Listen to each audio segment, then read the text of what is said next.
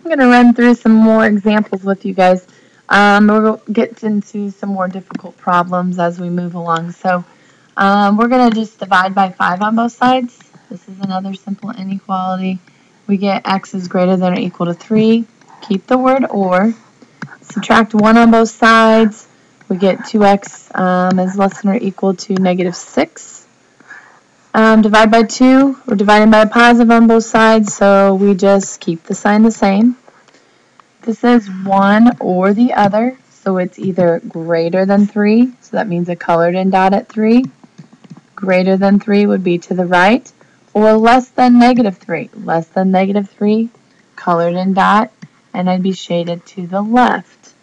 We can include some other numbers on there, like I've said, but we need to make sure we definitely include the 3 and the negative 3. The next example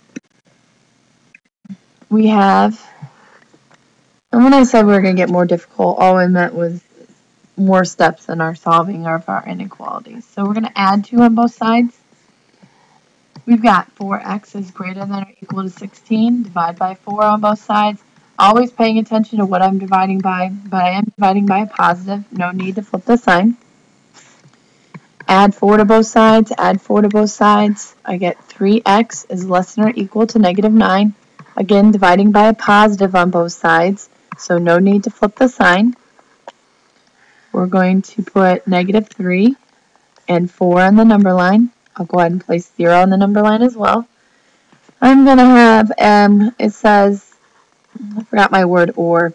So it's x is greater than 4, greater than or equal to 4, or less than or equal to negative 3. So greater than 4, or x is less than or equal to negative 3. Moving on. This one is just another one step, so I'll write through this real quick. I'll keep my or. This is the side I really want to concentrate on because a lot of you are going to lose this negative sign. If you just subtract 7 on both sides, which is what you need to do to get that 7 by itself, a lot of you want to add 7. But remember that this is what creates 0. So you get negative c is less than negative 6. This is a negative 1 out in front, so we're going to divide by a negative 1. There's that case where I have to flip the sign because I divided by a negative on both sides.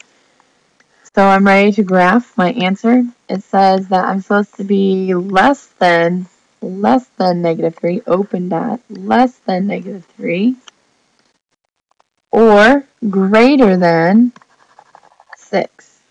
One or the other. Moving on. We're going to go ahead and say on these two, I'm going to add 1 to both sides. B, or 3b, is less than negative 6. Divide by 3 on both sides. B is less than negative 2. I didn't flip the sign because I divided by a positive on both sides.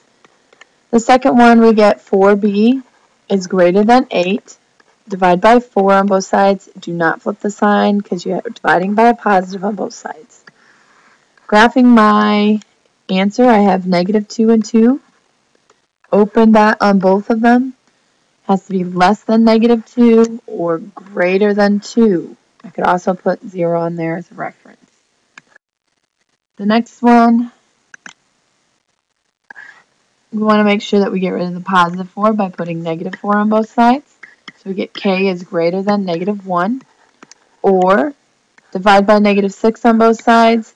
K is less than, flip that sign, negative 5. Graphing the solution. I have negative 1 on my number line and, whoops, let's put negative 5 there. It's smaller than negative 1. We'll put negative 1 over here. Here's 0. There's negative 3 between them. We have an open dot on negative 1. It's greater than negative 1 or less than negative 5. Let's see if I can squeeze this last example in here in the time I have remaining. Plus the opposite, minus 7 on both sides. Negative 3c is greater than or equal to negative 6. Divide by negative on both sides, so I have to flip the sign. Over here, I subtract 2 on both sides. I get 5c is greater than 15. Divide by 5. C is greater than or equal to 3. I don't have time to graph this.